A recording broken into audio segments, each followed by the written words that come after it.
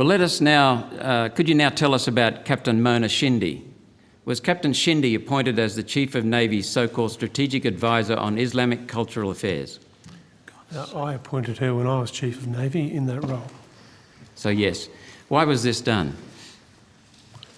Because I felt that our diversity debate had become very concentrated on one issue, and I wanted a range of advisors on diversity issues, and I implemented a range of appointments, including Captain Shindy. I also had an advisor, strategic advisor on Indigenous affairs and also into LGBT matters, in addition to the women's advisor that I already had. Okay, thank you. Can you inform the committee who is the Chief of Navy's Strategic Advisor on Christian cultural affairs? The Principal Chaplain of the Navy. Thank you. And can you inform the committee who is the Admiral's Strategic Advisor on Jewish cultural affairs? We don't have a Vice Admiral Tim Barrett, Chief of Navy.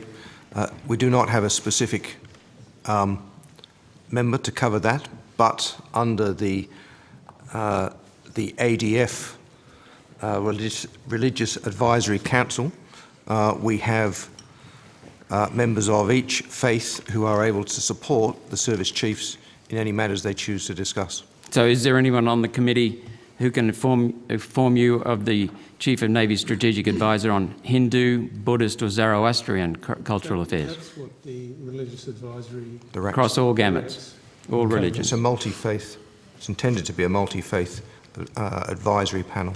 But they don't cover Islam. Islam has its own dedicated advisor. Well, Senator, it was really simple. We have around about 600,000 Muslims in Australia. That's a significant segment of our population. Most of the navies that we work with on a day-to-day basis, this is when I was Chief of Navy, have significant Muslim populations. I was not happy that aspects around Islam were well enough understood in the Navy at the time, and I felt that I needed some additional advice. We deployed primarily into the Middle East or up into Southeast Asia where there are large Muslim populations. It was, in my view, a sensible measure to get additional advice so that I could understand a range of issues relating to what is a significant world religion. Okay. How many Muslims do we have in the Australian Defence Forces? Around 100 in the permanent forces. Did Captain Mona Shindy use an official Navy Twitter account to criticise former Prime Minister Tony Abbott? Captain Shindy used... Sorry, Vice Admiral Tim Barrett, Chief of Navy. You don't have to keep clarifying yourself. Just so I can hear that the microphone is working. I'll let you know if it isn't. Thank you. He will. Captain Shindy established a Twitter account that was used to for her to be able to indicate issues around Islamic matters that were relevant to Navy. Was it an official Navy Twitter account? It was an official Navy Twitter account. Thank you. And did she retweet anti-Western comments by the Muslim terrorist apologist Grand Mufti Ibrahim Abu Muhammad? It's my understanding she did, yes. Thank you. Isn't it true that Captain Shindy tweeted, quote, "Wait, did our new Prime Minister just give us a speech and not mention boats, death cult, security, death cult, terrorism, national security and death cult?" I'm not specifically aware of that tweet, no. You're not aware of it? No.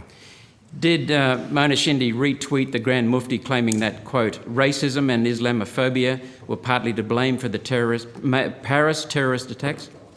I'm not aware of that specific tweet either. Isn't it true that Shindy, in her official capacity and using an official Navy Twitter account, attacked the Australian Liberty Alliance party in October last year saying, quote, "Real shame to see these extreme, ill-informed fringe groups threatening #community, #cohesion, #Auspol, #team human race"? I haven't seen, I don't have that specific tweet, so I can't verify that's precise. Didn't Shindy defend Islamic violence in an article that she wrote for the United Services Institute in March 2015, in which she stated, quote, "Jihad is armed struggle in the way of God. This is for the protection of the weak or oppressed, whoever they may be and whatever religion they follow. Armed jihad is defence against aggression and oppression." I'm aware she wrote an article. I don't have that in front of me, so I can't verify. So according to Captain Shindy, isn't the so-called Islamic State's jihad against the West simply, quote, defence against aggression and oppression? I'm not going to make comment on that because I haven't seen what you're expressing there. Can you give me some assurance that you will be looking at it?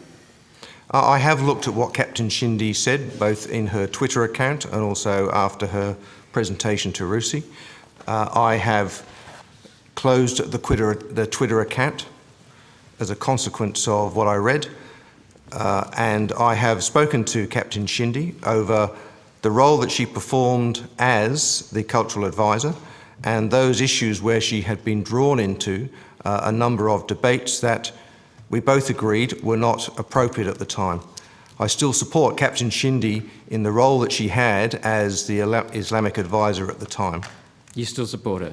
Isn't the direct... She's still a captain in the Royal Australian Navy. I support her as a captain in the Royal Australian Navy, yes. Isn't the direct implication of this that Captain Shindy regards the ADF's battle against ISIS an act of aggression and oppression?